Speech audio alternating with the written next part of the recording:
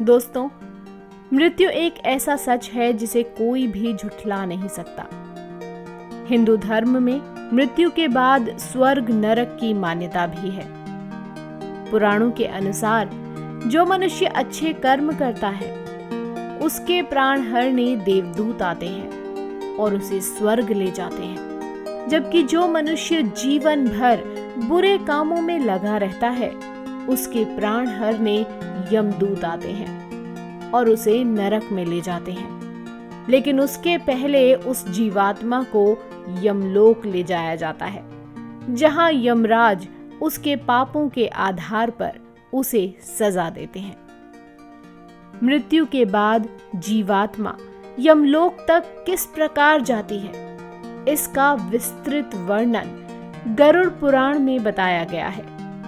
गरुड़ पुराण में यह भी बताया गया है कि किस प्रकार मनुष्य के प्राण निकलते हैं और किस तरह वह प्राण पिंडदान प्राप्त कर प्रेत का रूप लेते हैं। दोस्तों, गरुड़ पुराण के अनुसार जिस मनुष्य की मृत्यु होने वाली होती है वह बोलने की इच्छा होने पर भी बोल नहीं पाता है।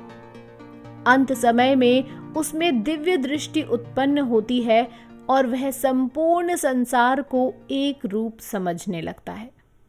उसकी सभी इंद्रियां नष्ट हो जाती हैं और वह जड़ अवस्था में हो जाता है, यानी हिलने डुलने में असमर्थ हो जाता है। इसके बाद उसके मुंह से झाग निकलने लगते हैं और लार टपकने लगती है। पापी पुरुष के प्राण नीचे के मार्ग से निकलते हैं।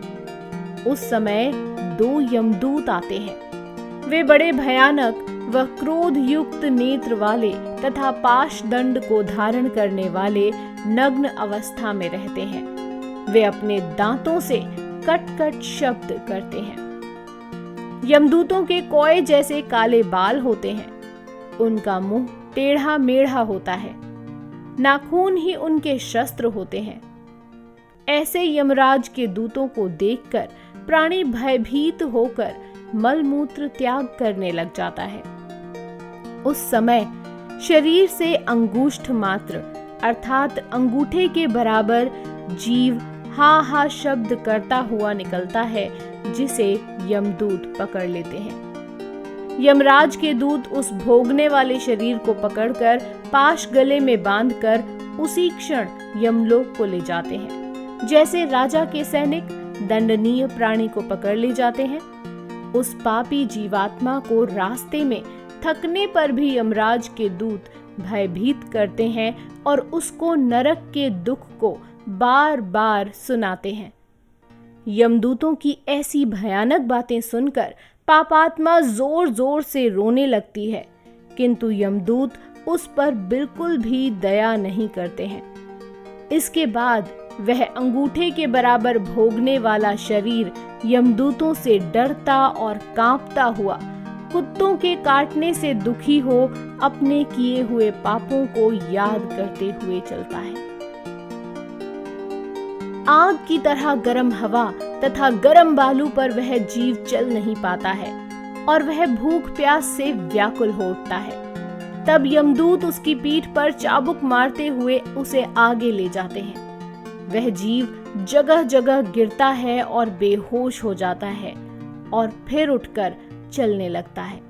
इस प्रकार यमदूत उस पापी को अंधकार रूप मार्ग से यमलोक ले जाते हैं।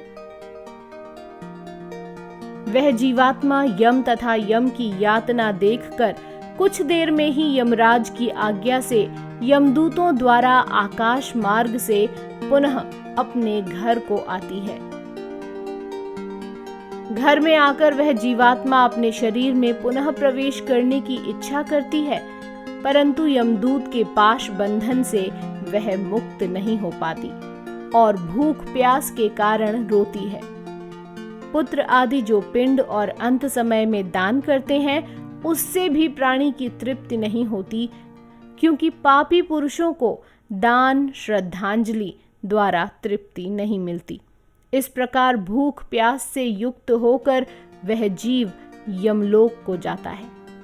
इसके बाद जिन पापात्मा के पुत्र आदि पिंडदान नहीं देते हैं, तो वे प्रेत रूप हो जाती हैं और लंबे समय तक निर्जन वन में दुखी होकर घूमती रहती हैं। इतना समय बीतने के बाद भी कर्म को भोगना ही पड़ता है, क्योंकि प्राणी को नरक यातना भोगे बिना मनुष्य शरीर नहीं प्राप्त होता।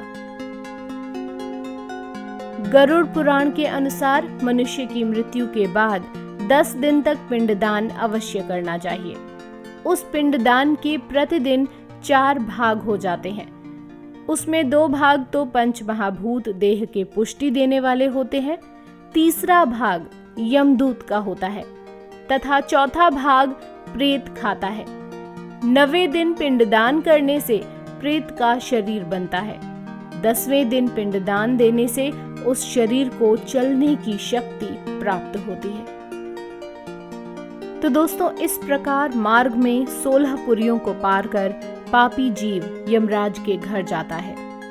पापी प्राणी यम पाश में बंधे हुए मार्ग में हाहाकार करते हुए अपने घर को छोड़कर यमराज पुरी को जाते हैं। वीडियो का समापन यहीं करते हैं। आपसे फिर मिलेंगे ऐसी ही एक नई वीडियो के साथ। तब तक के लिए धन्यवाद।